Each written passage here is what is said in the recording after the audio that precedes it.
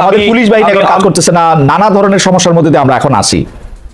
আমি একটা কথা বলি, বাংলাদেশে আজকে অন্তর্বর্তীকালীন সরকার নামক যে সরকারটি আমাদের সংবিধানের 106 অনুচ্ছেদে সুপ্রিম কোর্টের আপিল বিভাগের মতামতের ভিত্তিতে চলছে, আমি আবারও বলছি, আমি রিপিট, এরকম একটি অস্বাভাবিক অবস্থা কিন্তু আমরা 1/11 পরেও কিন্তু দেখেছি।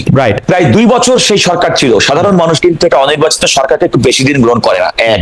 2 নম্বর হচ্ছে কোন রাজনৈতিক সরকার, গণতান্ত্রিক সরকারের জনগণের প্রতি যে দায়বদ্ধতা, সেই দায়বদ্ধতা থেকেও কিন্তু তারা অনেক সময় নিজেদেরকে নিয়ন্ত্রণ করে তাদের কার্যক্রম পরিচালনার ক্ষেত্রে। আমি যদি বর্তমান সরকারের সঙ্গে 2 বছরের শেষাশিষ্ট সরকার মঈনুদ্দিন ফখরুদ্দিন সরকারের কথা বলে দেখি, আমরা তুলনা করে থাকি, তাহলে দেখবেন সে সময় সরকারের নানা ব্যক্তিজনের বিরুদ্ধে নানা রকম অভিযোগ কিন্তু উঠেছিল। সেই অভিযোগটা এই অন্তর্বর্তীকালীন সরকারের বিরুদ্ধে উঠবে আমি এমন আশঙ্কা আমি করতে চাই না। তবে একথা মনে করি যে যদি কোনো কারণে এরকম একটি অন্তর্বর্তীকালীন সরকারের কোনো ব্যক্তি কিংবা অংশীজনের বিরুদ্ধে এই ধরনের কোনো অভিযোগ ওঠে, তাহলে জাতি হিসেবে আমাদের জন্য অত্যন্ত সুইসাইডাল হবে। আমি মনে করি এই অন্তর্বর্তীকালীন সরকারের যে সার্বজনীনতা, বিশেষ করে 5ই আগস্টে ছাত্র জনতার বিপ্লব এবং দীর্ঘদিনের রাজনৈতিক সংগ্রামের পরে, কাদর ভাই সরি টু ইন্টারাপ্ট, আমি যেটা জানতে চাইছিলাম সেটা আপনি বলেন, মানে আসলে আপনি কি মনে করেন বিএনপি চাওয়াটা কি ছিল? মানে আমি আপনাকে একটু মনে করেন বিএনপি চাওয়া ছিল ওরা 3 মাসের মধ্যে ইলেকশন দিতে পারবে? Is it practical?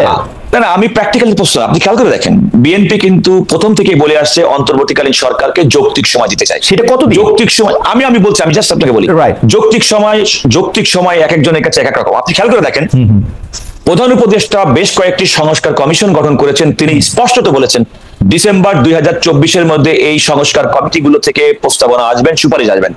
এই সুপারিশের পরে মার্চ নাগাদ তিনি রাজনৈতিক দলগুলোর সঙ্গে বসবেন, তাদের মতামত গ্রহণ করবেন।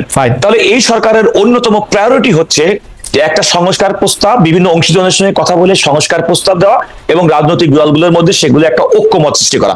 ইতিমধ্যে নির্বাচন কমিশন গঠন করা হয়েছে। আমি কিছুক্ষণ আগে টেলিভিশন স্ক্রলে দেখছিলাম যে জানুয়ারি 2 তারিখ থেকে ভোটার তালিকা হালনাগাদ করা হবে। তাহলে একটা নির্বাচনের পথে নির্বাচন কমিশন হাঁটছে, দুর্নীতি দমন কমিশন ইতিমধ্যে গঠন করা হয়েছে। সরকার কর্তৃক প্রণীত, বর্তমান অন্তর্বর্তীকালীন সরকার কর্তৃক প্রণীত সংস্কার কমিশনগুলো তাদের সংস্কার প্রস্তাবগুলো অনেকাংশে এগিয়ে আনছেন।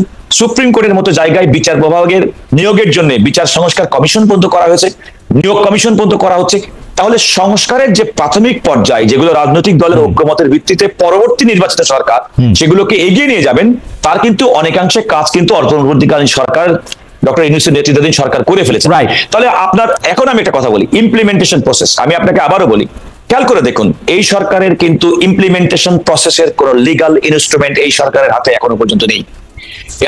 আমি sorry to repeat it again, এই সরকার, কারণ আমাদের অন্তর্বর্তীকালীন সরকারের কোন ধারণা যেটা ত্রয়োদশ সংসদের মাধ্যমে আমাদের আমরা এই প্রসঙ্গে বিস্তারিত আলাপ করতে পারি, আমরা এটা নিয়ে অনেক কথা বলতে পারি, কিন্তু আপনি এইটা আমাকে বলেন যে আপনি যে পথটা বললেন, এই যে নির্বাচন কমিশন গঠন করা হয়ে গেছে, তারা আসলে ভোটার তালিকা হালনাগাদ করবে, মার্চ নাগাদ রাজনৈতিক দলগুলির সাথে কথা বলবে। আমার ধারণা জুন বা জুলাই, মানে দ্বিতীয় যে মানে কোরবানি ঈদের পরেই একটা সময় দেখে নির্বাচন কমিশন একটা ডেট ঘোষণা করে দিবে এবং 2025-এর শেষে ইলেকশন হবে। মোটামুটি ভাবে এইটাই বলছেন তিনি, হাতে সময় রাখার জন্য বলছেন, বড় জোর এটা 26-এর প্রথমার্ধ পর্যন্ত। আমি আপনাকে মানে এইটার মধ্যে আপনাদের মানে আপনারা কত যোগ? আমি একটা ছোট্ট কথা বলি। প্রথম কথা হচ্ছে, দেখুন, একটি রাজনৈতিক সরকার, একথা মানতে হবে যে রাজনৈতিক সরকার ছাড়া কিন্তু দেশ পরিচালনা সম্ভব না। রাজনীতিবিদরাই দেশ পরিচালনা করবেন, তারাই দেশের মানুষের কল্যাণ করবেন। ইন দ্য লং রান একটা অনির্বাচিত সরকার ব্যবস্থা সাময়িকভাবে মানুষের স্বস্তির কারণ হলেও দীর্ঘমেয়াদে কিন্তু এটা খারাপ ফল বয়ে আনতে পারে। এটা বিভিন্ন দেশের উদাহরণ। আমাদের দেশের মধ্যে 1/11 পরবর্তী অন্তর্বর্তীকালীন সরকারের ক্ষেত্রে আমাদের উদাহরণ কিন্তু আমাদের চোখে আমরা কাদর ভাই, আপনি যদি আমাদেরকে একটু সময় দেন তাহলে আমরা বলবো যে রাজনীতিকরাই দেশ পরিচালনা করবেন, রাজনীতিবিদরাই দেশকে এগিয়ে নিয়ে যাবেন। আমরা গত 54 বছরে 53 বছরে এই বক্তব্যের পক্ষে আমরা কত প্রমাণ আমরা আসলে দেখি? রাজনীতিবিদরা আসলে বাংলাদেশকে আছে। আপনি খেয়াল করে দেখুন, কেন আপনি খালেদ, আপনি মনে আছে যে আমাদের তরুণ বন্ধু আমার সঙ্গে সহরসক, তিনি যেমন রাজনৈতিক দল গঠন করার জন্য একটা প্রক্রিয়ার মধ্যে আছেন। এই বাংলাদেশের স্বাধীনতা অব্যবহিত পরে যে গণতন্ত্রের জন্য পাকিস্তানের বিরুদ্ধে সংগ্রাম করে বাংলাদেশ স্বাধীন হয়েছে, আপনার কি মনে নাই 1975 সালের জানুয়ারি মাসে Right. সংবিধানের 4th সংশোধনের মাধ্যমে শুধুমাত্র একটি মাত্র রাজনৈতিক দল করা হয়েছে? আপনার কি মনে নেই সেই সংশোধনের মাধ্যমে বাংলাদেশের স্বাধীন বাংলাদেশে 4টি সংবাদপত্র তো ছাড়া আপনি সমস্ত সংবাদপত্র বন্ধ করা আপনি হয়েছে? 75 পরবর্তী সরকারকে আপনি রাজনৈতিক সরকার বলবেন না? এটা তো রাজনীতি না, না, আমি আপনাকে বলছি এটি যেমনটি দেখেছি তেমনি কি আমরা দেখি নাই যে শহীদ প্রেসিডেন্ট জিয়াউর রহমান সমস্ত রাজনৈতিক দলকে উন্মুক্ত করে দিয়েছেন? না, শহীদ আমরা প্রেসিডেন্ট কি জিয়াউর দেখি রহমান, নাই? আপনি আমাকে বলেন তো, বীর মুক্তিযোদ্ধা শহীদ প্রেসিডেন্ট জিয়াউর রহমান রাষ্ট্র ক্ষমতা আসলেন কেমনে? উনি তো পলিটিশিয়ান না, সরকারি কর্মচারী। আমি যদি বলে থাকি আজকের জাতির ঐতিহাসিক প্রয়োজনে শহীদ প্রেসিডেন্ট জিয়াউর রহমান 7ই নভেম্বর বাংলাদেশের সিপাহী জনতা। আচ্ছা, আমি যদি আপনাকে বিনয়ের সঙ্গে কাউন্টার প্রশ্ন করি জি। যে ডক্টর ফখরুদ্দিন আহমেদ সাহেবের নেতৃত্বাধীন আগস্ট 2024 সালে এই সরকার কিভাবে আসলো বলেন তো? খুব খারাপ, একইভাবে খুব একইভাবে না, খারাপ না, একইভাবে। তার মানে জনতা, সিপাহী জনতা সেই সময়কার শহীদ প্রেসিডেন্ট জিয়াউর রহমানের রাষ্ট্রের প্রয়োজনে তার মধ্যে একটা স্টেটমেন্টের দরকার ছিল। আজকে এই রাষ্ট্রের প্রয়োজনে এই স্টেটমেন্ট ডক্টর ইউনূস আসছেন, আপনাদের খারাপ লাগছে? আমি সেটাই বলছি। Right. তার মানে কি রাষ্ট্রের প্রয়োজনে শহীদ প্রেসিডেন্ট যেমন আজকে যখনকার 2024 সালে বসে আমরা যদি মনে করি যে 5ই আগস্ট বিপ্লব পরবর্তী এদেশের ঐক্য, অর্থনৈতিক শৃঙ্খলা ফিরিয়ে আনা, সুশাসন সুনিশ্চিত করার জন্য অন্তর্বর্তীকালীন সরকার ব্যবস্থা ডক্টর ইউনূসের নেতৃত্বে হওয়া দরকার। 75 পরবর্তী বাংলাদেশের সময় শহীদ প্রেসিডেন্ট জিয়াউর রহমান তৎকালীন সময়ের মানুষের কাছে সবচেয়ে গ্রহণযোগ্য ব্যক্তি ছিল যিনি বাংলাদেশকে লিড করতে পারবেন। এবং জিয়াউর রহমান সাহেব ক্ষমতায় আসার আগে বা লিড করার আগে তো উনি কারো ম্যান্ডেট নেন নাই যে উনি পারবেন কি পারবেন না, জনগণ তো তার এই দায়িত্ব দেয় নাই, উনি নিজে দায়িত্ব নিজে নিছেন, তাই না? আমরা এটা নিয়ে কথা বলতে আসি আবার। খালেদ মহিউদ্দিন, আমি আপনাকে কারেকশন করে দিচ্ছি। শহীদ প্রেসিডেন্ট জিয়াউর রহমানের ইতিহাস দেখেন, সমস্ত ইতিহাস থেকে তিনি আমি ইতিহাস দেখছি উনি সহকারী সেনাপ্রধান ছিলেন, সেটা থেকে তিনি ডেপুটি চিফ মার্শাল অ্যাডমিনিস্ট্রেটর হয়েছেন।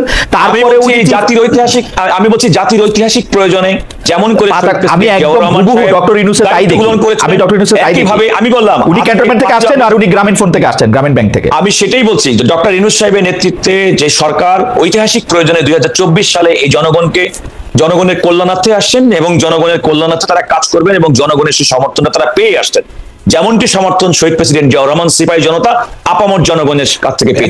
আপনাকে অনেক ধন্যবাদ। আমি একটু জনাব নাসিরউদ্দিন পাটোয়ারির কাছে যাই, আমি আসবো আবার আপনার কাছে আমাদের অনেক প্রশ্ন রয়েছে।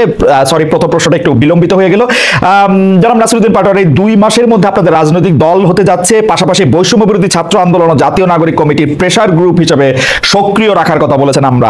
আর এই দুটি সংগঠন যারা থাকবেন তারা আবার সরাসরি আপনাদের রাজনৈতিক দলে যুক্ত থাকবেন না, সেক্ষেত্রে কি তারা জাতীয় নাগরিক কমিটি ছেড়ে যাওয়া দলটিতে যোগ দিবেন? এই 3টি সংগঠন ছাড়াও আপনাদের প্রতিনিধিত্ব আছেন, আপনাদের হবু দলটিকে কি আমরা সরকারি দল ছাড়া আর অন্য কোনো কিছু বলতে পারবো? মানে কেন আমরা এরকম বলতেছি, জনাব নাসিরউদ্দিন পাটোয়ারি, এই বৈষম্য বিরোধী ছাত্র আন্দোলন থেকে শুরু করে নাগরিক কমিটি বা উপদেষ্টাদের সম্পর্কে নানা ধরনের, যেমন আমি জনাব মতিউর রহমান চৌধুরীকে উদ্ধৃত করতে চাই। জনাব মতিউর রহমান চৌধুরী ওইদিন বলেছেন, মানব জীবনের সম্পাদক, যে এই সরকারে যারা আছেন তারা কি সবাই ফেরেশতা, কারো বিরুদ্ধে কোনো কিছু লেখা যাচ্ছে না, কারণ আপনারা সব ক্ষেত্রে প্রভাব বিস্তার করতেছেন, সব জায়গার মধ্যে আপনারা ট্যাগিং করতেছেন, আপনারা একটা নির্বাচিত সরকারকে ক্ষমতায় আসতে দিচ্ছেন না, আপনারা নিজেদের ক্ষমতা নিজেরা প্রলম্বিত করতেছেন, আওয়ামী লীগের দোষ আপনারা বিএনপির উপরে চাপাচ্ছেন। আপনি যদি একটু মন্তব্য করতেন জনাব নাসিরউদ্দিন পাটোয়ারি। অনেকগুলা ধন্যবাদ দেশ প্রবাসী যারা ঠিকানা দর্শক বিন্দু দ্বারা দিচ্ছেন এবং সহ আলোচক যিনি রয়েছেন প্রথিতযশা আইনজীবী এবং খালেদ ভাই সবারই একজন প্রিয় মানুষ। সো অনেকগুলা প্রশ্ন এসেছে এবং প্রশ্নগুলো আমি একে একে উত্তর দিচ্ছি। প্রথমত হলো 5th অগাস্টের আগে যে আন্দোলনটা হয়েছিল এটা কোনো অর্গানাইজড হয়তো আন্দোলনটা ছিল না, এটা একটি জনগণের স্বতঃস্ফূর্ত অংশগ্রহণ ছিল। এই অংশগ্রহণের মধ্যে যেটা আমরা চীন বা কম্বোডিয়া, ভিয়েতনাম বিভিন্ন দেশের যদি উদাহরণটা নিই, সেখানে কিন্তু একটি অর্গানাইজেশনের মধ্যে বিপ্লবটা হয়েছিল। ইভেন 90-এ যেটা হয়েছে বিভিন্ন অর্গানাইজেশন সেটা লিডিং পজিশনের ছিল। কিন্তু এই আন্দোলনটা আমরা যেটা সক্ষম হয়েছে এটা অনেকটা লুজ কানেকশনের মধ্যে দিয়ে হয়েছে, যে যার জায়গা থেকে যতটুকু সামর্থ্য ছিল অতটুকু দিয়ে হলো আন্দোলনে ঝাঁপিয়ে পড়েছিল। এবং আমরা আন্দোলনে প্রাথমিকভাবে ওই ধরনের কোনো অর্গানাইজ যারা ফোর্স বাংলাদেশের রাজনৈতিক শক্তি রয়েছে তাদেরকে ওইভাবে পাইনি। ফলত আমাদের জায়গা থেকে যারা কানেক্টিভিটির জায়গা থেকে যারা একদম সাধারণ প্রান্তিক লেভেলের মানুষ ছিল তারা অনেক বেশি অংশগ্রহণ ছিল। এবং এই আন্দোলনটা যদি আগে থেকে অর্গানাইজ থাকতো তাহলে হয়তো বা এই পর্যন্ত আমরা একটি নতুন পথযাত্রায় পরিক্রমায় অবতীর্ণ হতে পারতাম। কিন্তু সেই যাত্রায় আমরা যখন আন্দোলন এবং শেখ হাসিনা যখন পালিয়ে গেল সেখানে দেখেছিলাম যে মব জাস্টিস হচ্ছে, বিভিন্ন জায়গায় অনেক ক্রিয়া কার্যকলাপ হচ্ছে, তখন আমরা চিন্তা করলাম যে আমরা বিভিন্ন জায়গায় যাত্রাবাড়িতে যিনি আছেন, মিরপুরে যিনি আছেন, উত্তরাতে যিনি আছেন, পুরো বাংলাদেশের রংপুর, সিলেট, এই যে বিভিন্ন ডটস গুলা বিভিন্ন জায়গায় রয়েছেন, তাদেরকে আমরা একসাথ করার একটা উদ্যোগ নিই। একসাথ করার মধ্যে উদ্যোগ নিয়ে যদি আমরা একটা অর্গানাইজড ওয়েতে করতে পারি, তাহলে হয়তো বা রাষ্ট্রের যে একটা জায়গায় আমরা মুক্তি দিয়েছিলাম, সেই মুক্তিটা আরো ভবিষ্যতে এগিয়ে নিতে পারবো। তো সেখানে স্টুডেন্টদের একটা কানেক্টিভিটি ছিল বৈষম্য বিরোধী ছাত্র আন্দোলনের মাধ্যমে, কিন্তু নাগরিকদের ওইভাবে হলো একটা অর্গানাইজড ফোর্স ছিল না, আন্দোলন এসেছিল। নাগরিকদেরকে আমরা কানেক্টেড তৈরি করার জন্যই কিন্তু জাতীয় নাগরিক কমিটি 8 সেপ্টেম্বরে গঠন করি, এবং সেখানে আমরা অনেকাংশেই কানেক্টেড করতে সক্ষম হয়েছি। ভবিষ্যতে আর এটা চলমান থাকবে। এবং আপনি যখন এই কথা বলছিলেন জনাব নাসিরউদ্দিন পাটোয়ারি, এই জায়গার মধ্যে থেকে একটু কথা বলে যাই আর কি, মাফ করবেন আমাকে, যে একটু কথা বলে যাই। আপনি যে নাগরিক কমিটিদের আপনি কানেক্টেড করবেন, কয়েকদিন আগে আপনি বললেন যে এটা আসলে বিএনপির লোকজন একদমই আপনি পছন্দ করে নাই, সেটা হচ্ছে যে অপসারিত কাউন্সিলরদের, মানে সিটি কর্পোরেশন ও পৌরসভা বিষয়ে আপনার একটি বক্তব্য নিয়ে আপনি জানেন যে কাউন্সিলরদের মধ্যে যারা বেশিরভাগই আওয়ামী লীগের ছিলেন অথবা আওয়ামী লীগের আমলে নির্বাচিত ছিলেন, তাদেরকে আপনি এক করতে চাইলেন। এইটা মূলত আমরা যারা দেখছি আপনাদের, তারা দেখছিলাম যে এটা একটা ভোটের রাজনীতি, আপনারা একটা মানে আপনারা একটা পপুলিস্ট জায়গা থেকে এই জিনিসটা করতে চাইছেন কিনা, জিনিসটা যতটা মানে ঘটনা তার চেয়ে অনেক বেশি হইলো আপনাদের, আমি জানি না মানে কিসের জন্য, সেটাও যদি আপনি একটু বলেন কেন আপনারা এটা। প্রথমত বিএনপি যে পছন্দ করছে না, এটা শুধু বিএনপি না, অন্যান্য রাজনৈতিক দলে একই ধারাবাহিকতা আছে।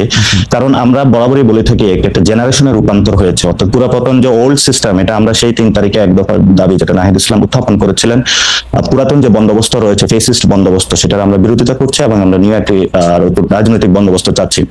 পুরাতন বন্দোবস্তের মধ্যে আমরা দেখতে পাচ্ছি ইনস্টিটিউশন গুলো ধসে পড়েছিল। গত 53 বছর অনেকগুলো রাজনৈতিক দল এসেছিল, তারা এগুলোর কোনো সুষ্ঠু প্রক্রিয়ার মধ্যে গঠন করতে পারেননি।